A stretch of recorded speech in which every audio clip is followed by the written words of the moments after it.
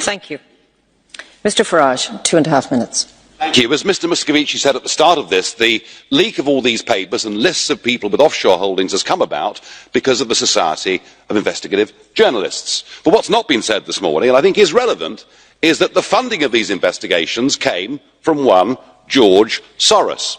Now, I say this at a time, I'm going to come back to so what, and it may have some personal interest for you as well. I say this at a time when the use of money and the influence it may have had on the Brexit result or the Trump election has reached a level of virtual hysteria. Just last week, the Electoral Commission in the UK launched an investigation to find out whether the Leave campaign took offshore money or Russian money.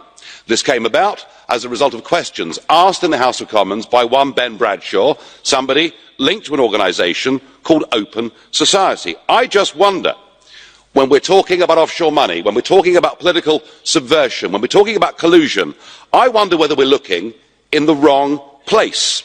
And I say that because George Soros recently gave Open Society, his organisation, which of course campaigns for free movement of peoples and supports supranational structures like the European Union, he recently gave it $18 billion.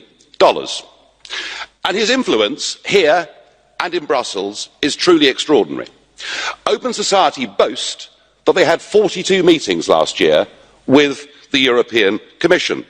They've even published a book of reliable friends in the European Parliament, and there are 226 names on that list, including yours, sir. I thought you'd find this interesting.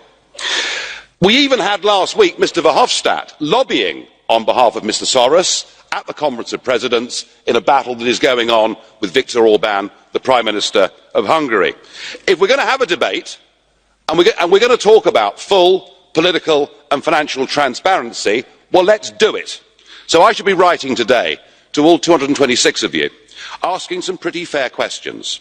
Have you ever received funds, directly or indirectly, from Open Society? How many of their events have you attended? Could you please give us a list of the meetings of all the representatives, including George Soros yourself? And I think this Parliament should now set up a special committee to look into all of this. And I say that because I fear we could be looking at the biggest level of international political collusion in history. Mr Farage, there's a question from Madam Regner. Will you accept? Yes. Please put the question. 30 seconds. Thank you. You are diverting from the subject. We are discussing the subject of the Paradise Papers here. Are you in favour of the fact that in the British Virgin Islands and other tax havens there are tax structures that remain permissible? Yes or no?